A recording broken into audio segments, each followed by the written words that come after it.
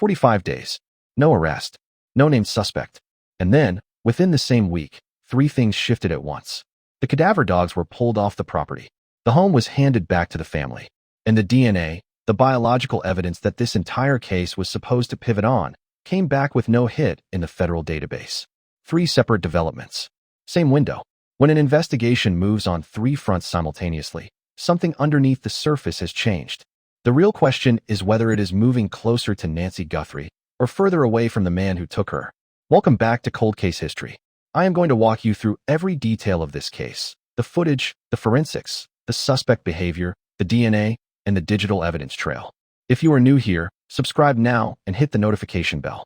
We cover every update on cases like this one the moment they break. And trust me, this one is not finished breaking yet. Let's begin at the beginning. But here is what almost everyone missed. While investigators were still waiting on those lab results, Annie Guthrie quietly reached out to her neighbors. She sent them a map, a route through the Catalina Foothills, a back road that cuts through the most isolated, darkest stretch of that neighborhood, away from traffic signals, away from commercial strips, away from the kind of intersections where surveillance cameras are mounted at eye level and pointed at every passing vehicle. And on March 15th, retired FBI Special Agent Jennifer Coffindaffer looked at that map publicly and said it may answer the one question investigators have never been able to explain. How did he vanish? Stay with this.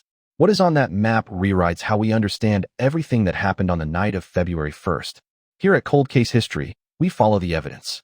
Not the press conference summaries. Not the headline version. The documented record, what it shows, and what it still refuses to tell us. If this case has not let go of you, hit that like button and leave a comment when you finish watching. Tell me what you think Annie's map reveals about this suspect. Had he been inside that neighborhood before? Does he live nearby? Your read on this matters. Now to the confirmed facts. Nancy Guthrie is a vulnerable adult by every legal and clinical definition. She walks with a cane. She has difficulty moving on her own. Pima County Sheriff Chris Nanos stated publicly that she cannot walk 50 yards unassisted. She takes daily medication for a cardiac condition serious enough to require a pacemaker, a device that tracks and regulates her heartbeat, and that was synced to her Apple devices while she slept each night. On the evening of January 31st, 2026, Nancy had dinner and game night with her family. Her son-in-law Tommaso Cioni, who is married to Nancy's daughter Annie Guthrie, drove her home and dropped her off at approximately 9:50 p.m. Mountain Time. At 9:48 p.m., her garage door opened. At 9:50 p.m., it closed. That was the last confirmed sighting of Nancy Guthrie by anyone who has been publicly identified. What followed was a digital record that the devices surrounding her home captured with precision. At 1:47 a.m. on February 1st, Annie's Nest doorbell camera was tampered with and disconnected. At 2:12 a.m., a second camera registered motion but produced no usable footage. It had been deliberately disabled. At 2:28 a.m., the pacemaker application disconnected from Nancy's Apple devices. The Bluetooth link between the monitor tracking her heart and the phone on her nightstand went silent. At 2:36 a.m., a Ring camera at a neighbor's property on Camino Real, approximately 2.5 miles from Nancy's address, captured a vehicle moving south at high speed. Investigators confirmed the drive time from Nancy's home to that camera is approximately 6 minutes. 2:28, 6 minutes of driving. 2:36, the math holds. When family members arrived at noon after Nancy failed to appear for her virtual church service, they found the front door unlocked. Her medication was sitting on the kitchen counter, untouched. Her car was in the garage. Her wallet was inside the house. Her phone was on the nightstand. And there was blood on the front porch. DNA testing confirmed it was hers. The FBI subsequently released surveillance footage recovered with assistance from Google after the physical Nest camera was found missing from the property entirely. The footage showed a masked figure at the front door, armed, wearing black nitrile gloves, carrying a black 25-liter Ozark trail hiking pack, a backpack sold exclusively at Walmart, a firearm holstered at center waist in an unusual position, and an object in his pocket with what appeared to be an antenna-like protrusion. The entire Guthrie family, all siblings and their spouses, was formally cleared as suspects by Sheriff Nanos on February 16th. That clearance is on record and has not been walked back. 45 days after Nancy disappeared, the investigation shifted into a new phase, and it did so on three fronts at once.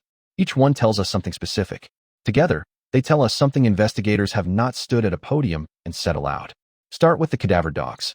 Deploying them to a property signals that investigators are working under the assumption that human remains may be present or may have recently been present. Standing them down is a forensic conclusion. It means the search team has determined that the property and its immediate surroundings do not contain what those animals were trained to detect. That is not a guess. That is an informed decision based on the results of the search. Now the crime scene release. Releasing a scene is never accidental. It means one specific thing. Investigators believe they have taken everything that location had to offer. Every surface sample, every biological deposit, every device, every camera, every router, every fragment of physical material that could be cataloged has been cataloged and removed. Combined with the cadaver dogs being stood down, this investigation communicated something significant without holding a single press conference. The answers are no longer inside that house. Whatever evidence exists, it has left the scene and is now being processed in a laboratory. The physical location has been exhausted. And then the DNA. No match in CODIS means one of two things. Either the person whose DNA was found inside that home has never been convicted of a felony in the United States that required DNA collection, or, and this distinction is critical, the sample was too degraded or too complex for the system to work with. Because what investigators found inside Nancy's home was not a clean, single-source sample. It was a mixed profile. DNA from multiple individuals, layered and intertwined. That is one of the most technically challenging samples a forensic laboratory can process. Sheriff Nanos publicly acknowledged the difficulty. He told NBC News that the lab had reported specific challenges with the sample and added that the technology is advancing fast enough that the team believed some of those challenges would resolve within weeks or months. He said he was hopeful the samples would eventually reach a point where they could be submitted for investigative genetic genealogy. The word that matters there is eventually. That word does not carry urgency. And in a case where an 84-year-old woman with a documented cardiac condition has been without her daily medication for 45 days, urgency is the only variable that still has any room to move. Arizona State University forensics professor and former DNA analyst April Stonehouse told NewsNation that she was hopeful investigators had collected usable samples from the home. She noted that the suspect's face covering did not appear to fully seal around his nose and mouth in portions of the doorbell footage, which means he may have deposited saliva somewhere inside the house. Blood, saliva, and semen are the three most forensically valuable substances for DNA analysis. Stonehouse said investigators would be examining anything they believe the suspect had touched or made direct contact with during the time he was inside. The obstacle is not the science. The technology for processing mixed DNA profiles is advancing faster than most people realize. The obstacle is the specific makeup of what was collected, the ratio of suspect DNA to victim DNA within the mixture, and whether the suspect's genetic contribution is dominant enough to be pulled out and built into a standalone profile. Sheriff Nanos described this as the primary bottleneck and confirmed that advances in the technology over the coming months may resolve difficulties that currently exist. Former Deputy Chief of the NYPD's Forensics Investigations Division, Emmanuel Katranakis, told CBS News that genetic genealogy is essentially the final tool available after CODIS returns nothing. He explained that if the perpetrator has a relative who is a convicted offender in the database, investigators build a family tree outward from that connection. Every distant cousin who has uploaded raw DNA data to a publicly accessible genealogy platform increases the probability that a link will surface. This is precisely why CeCe Moore is involved. Moore's technique does not require a direct CODIS hit. It works by analyzing hundreds of thousands of genetic markers across the full genome, far more than the 20 markers used in standard CODIS searches. That comprehensive profile is uploaded to genealogy databases that explicitly permit law enforcement access, GEDmatch, Family Tree DNA, and DNA Justice. The system identifies distant genetic relatives who may share as little as 1% of their DNA with the suspect. From there, genealogists build a family tree outward from that connection, moving forward and backward through generations using public records, census data, birth and death certificates, and genealogical archives until the tree narrows to a specific candidate. At that point, investigators conduct covert DNA collection. A coffee cup, a cigarette, a tissue from a trash receptacle, the confirmation sample that closes the loop. This is the same process that identified Joseph James DeAngelo as the Golden State Killer after more than 3 decades. The same process that confirmed Bryan Kohberger in the University of Idaho murders through his father's DNA collected from a trash receptacle in Pennsylvania. Kohberger was sentenced to 4 consecutive life terms without parole on July 23, 2025. Moore has been unambiguous in her public statements. She said that if she were the kidnapper, she would be extremely concerned right now, because using investigative genetic genealogy, he will be identified. Not might be, not could potentially be, will be. But there is a catch, and it is a significant one. Law enforcement's access to genealogy databases is severely restricted by corporate privacy policies. Ancestry DNA and 23andMe, which together hold more than 37 million profiles, bar law enforcement entirely. Investigators are limited to GED-Match, Family Tree DNA, and DNA Justice, which together hold fewer than 2 million profiles. That creates a fundamental gap between what the technology can theoretically accomplish and what it can accomplish within the legal and corporate constraints that currently govern it. The speed of any identification depends on whether the suspect's relatives are among those 2 million accessible profiles and whether he has deep enough American roots in a population that is well represented in those databases. Moore has been direct about the timeline.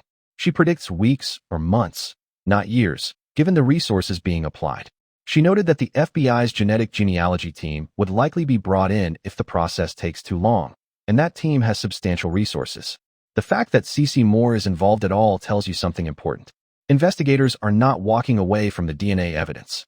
They are going around the wall that CODIS put in front of them. But going around that wall takes time. And while that work moves forward in a laboratory somewhere, something happened in this neighborhood that almost no one noticed. If you're still here, subscribe, because cases like this only work when people stay. And tell us where you're watching from. I love seeing my global family represent. Drop your country or city in the comments. In the early days of the investigation, before the FBI had fully built out its tip infrastructure, before the Pima County Sheriff's Department had organized a formal neighborhood canvass, Annie did what any daughter would do. She got on the phone. She built a group chat with neighbors. And she sent them a map. The map showed a route through the Catalina Foothills, a secondary road that runs through the neighborhood away from the main intersections, away from the traffic signals and commercial corridors where surveillance cameras are mounted and positioned toward traffic. On March 15th, retired FBI Special Agent Jennifer Kohberger posted that map on X along with an analysis that reframed the central question of why the suspect's vehicle has never been publicly identified. Kohberger, who served 25 years as an FBI agent, wrote that the route was so desolate, with few lights, few visible properties, and no traffic signals, that it would represent a near-perfect exit path if someone drove it with their headlights off. She concluded it could explain why no vehicle has been identified to this day. Let that settle for a moment. The vehicle captured on the Ring camera at 2:36 a.m. on February 1st was moving south on Camino Real, a back road that exits the Catalina Foothills away from the major intersections where automatic license plate readers and traffic cameras are typically positioned. Fox News independently confirmed through neighbors on that street that the road serves as a secondary exit from the neighborhood that bypasses the main corridors entirely. And those neighbors told Fox News Digital that police had not canvassed their block in the first 25 days of the investigation. They found the footage themselves. They brought it to the FBI. The suspect did not stumble onto a dark road by accident at 2:30 in the morning. He had already mapped his exit before he ever walked up to Nancy Guthrie's front door. He knew which road went dark. He knew where the cameras were and, more importantly, where they were not. He had done that homework. And Annie knew that road too. That is exactly why she sent the map. She was not casting a wide net. She was pointing directly and specifically at the route she believed had been used to carry her mother away in the dark. The question Jennifer Kohberger is putting to investigators is this. Has every camera on every property along that entire route been identified and reviewed? Has the FBI canvassed every home along the path Annie marked? And if not, why not? The United Cajun Navy submitted a 41-page operational plan to Sheriff Nanos offering 25 specialized cadaver dogs, thermal drones, and a structured search approach for the rugged Catalina Foothills terrain. The sheriff did not respond to their offer. A judge is expected to rule on whether the organization will be authorized to assist regardless of that silence. If the ruling comes through in their favor, the physical search expands in a way it has not since the earliest days of this investigation. Now let's pull together what is confirmed and what is still open. The DNA recovered from inside Nancy's home is a mixed sample. It returned no match in CODIS. It is being processed for separation. The goal is to isolate the suspect's genetic contribution and build a usable profile for investigative genetic genealogy. The timeline depends on the quality and composition of the sample. Sheriff Nanos has acknowledged the process could take weeks, months, or longer. CeCe Moore's public assessment is that it will resolve within weeks or months given the resources being applied. The crime scene has been released back to the family. The cadaver dogs have been stood down. Both decisions signal that the forensic value of the physical location has been exhausted. Whatever this investigation needs now must come either from what has already been collected or from what has not yet been found. Annie Guthrie's map traces a specific path through the Catalina Foothills. That route runs along Camino Real, a back road that bypasses major intersections and the traffic camera infrastructure that covers them.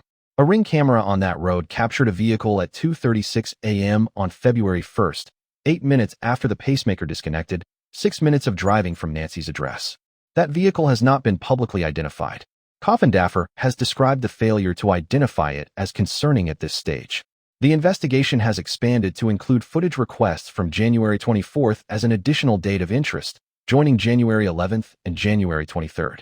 The FBI is looking for a phone, a vehicle, or a person that appears in the Catalina Foothills area on more than one of those dates. If that connection surfaces in the collected data, the case moves to an entirely different stage. Annie and Tommaso's blue Honda CR-V was seized by investigators early in the case. As of mid-March, it had still not been fully returned. Investigators were described as still processing the vehicle, having it reassembled at a mechanic shop following an exhaustive forensic examination. Kohberger offered the most forensically coherent explanation for why the car still matters. She raised 4 specific possibilities. Was Nancy tracked from Annie and Tommaso's home on the night of January 31st? Was a tracking device placed on the vehicle that alerted someone to the exact moment Nancy was dropped off? Did someone physically interact with the car in a way that left DNA or fingerprints? Or does the vehicle contain trace biological material from someone who should never have been near it? That car is the last enclosed space Nancy occupied before she walked through her garage door at 9:50 p.m. Whatever biological evidence she left in that vehicle is now being compared against what was recovered inside her house and on her front porch. If a third party's DNA appears in that car, investigators have a direct physical connection between the suspect and Nancy's last ride home. Former FBI profiler Jim Clemente said on Bryan investigative podcast that the suspect has probably already been interviewed at some point in the early days of the investigation. Investigators spoke to him. They simply did not have enough evidence at that point to move. Clemente said that good detective work means going back with the new evidence that has accumulated and getting the answers that were not available before. He also assessed that the suspect is likely in his 30s or 40s and that he exhibited observable behavioral changes before February 1st. Changes that people in his immediate life would have noticed. Unexplained purchases. A change in schedule or routine that did not fit the pattern. A new piece of equipment. A question about the Catalina Foothills area that surfaced in conversation and felt strange in hindsight. The people around this suspect can identify those changes if they think back carefully. And one of them is watching this video right now. Former Pima County Deputy Eric Maldonado, who spent nearly 30 years investigating crimes in this exact area, has noted that the Sonoran Desert is a place where evidence can disappear permanently without the specific local knowledge required to know where to look. Someone took Nancy Guthrie down a dark road at 2:30 in the morning. That road goes somewhere, and wherever it goes, it is documented on Annie's map. Her medication is still sitting on the counter where investigators found it. Her car is still in the garage. Her phone was on the nightstand. The 3 developments this week, the DNA hitting a wall, the cadaver dogs standing down, the scene being released, do not mean this investigation is over.